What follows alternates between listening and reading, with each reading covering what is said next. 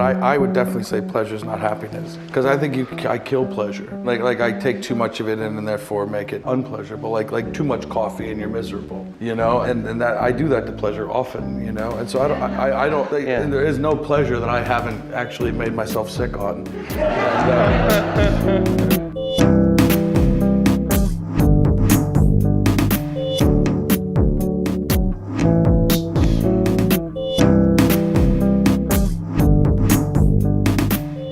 I've thought a lot about this actually in my life lately, to be honest, and gotten nowhere with it in a way that meaning that there's a period of time in your life where I kind of look back and I think, was I happy or was I just not aware?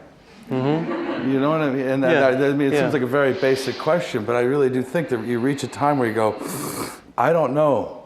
Yeah. And it really does upend a lot of things in your own life and in your own mind. But in my life now, I think I have 3 children, and I think I'm happy when I'm with them and they're okay. When I see them enjoying each other in front of me, and then they let me enjoy them in turn, that brings a feeling which I would say is happiness. Now, I don't know why. I mean, I do know why, obviously, on the surface, because they're my kids, but it is a certain thing that happens, and I'm like, right now, this is it. But there are moments when something else creeps in there, and I'm not conscious of the love. I'm conscious of something else, which happens to be my own childhood. So all of a sudden, they start to reflect something other than what I hoped my childhood to be. Having a kid always takes you back to being a kid somehow, and they really are showing me a childhood I might not have had in some way. But if something else creeps in, it becomes a different kind of reflection. Which is of your shortcomings, your inadequacies, your incapabilities, your powerlessness, and on and on and on, which wakens up a whole other thing. And that's what I mean about happiness. Does that mean it ended? And that gets so discouraging to me about, well, what is this thing? You know, people always say life is short. That's kind of the phrase. Life is short, time is short.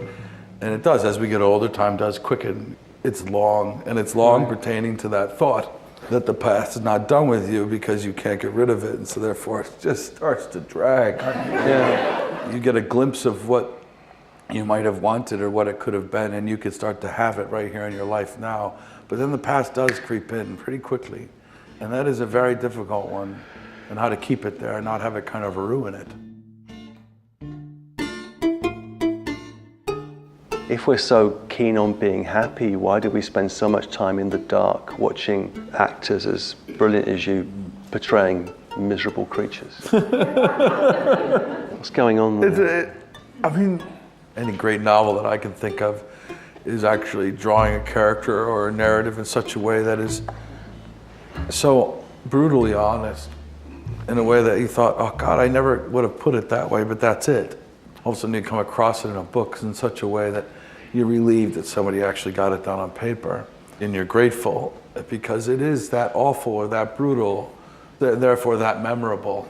And that's what I'm talking about, is if I don't allow people to somehow identify with the worst inside themselves, they never have a chance at actually walking out with that person in their heart, you know, or in their minds, you know what I mean? They're too easy to dismiss. It's like, it might not be the thing they'll admit to a friend, you know what I mean? But if you're honest, you kind of probably do. I do, and I know I can't be that wildly different from everyone in this room, you know what I mean? And it's like, and I identify with a lot of things I've done in the movies, you know what I mean? It doesn't mean I've literally done them, it's I identify with them. I identify with their source.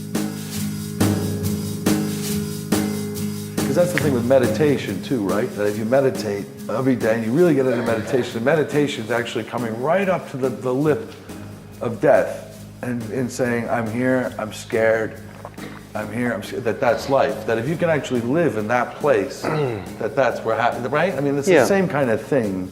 That learning how to die, you know, and therefore is learning how to live.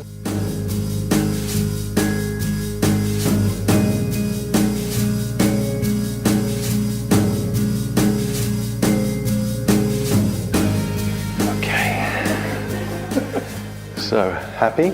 Oh God. when I'm sitting out there, I'm like, I'm the stupidest man in the room, and I'm about to step up on that stage. I mean, that is what I think, that time, and I go, that has a lot to do with what we're about to talk about. Right.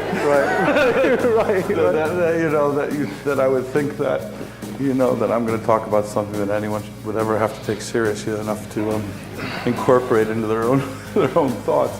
Yeah, I don't know either. So don't listen.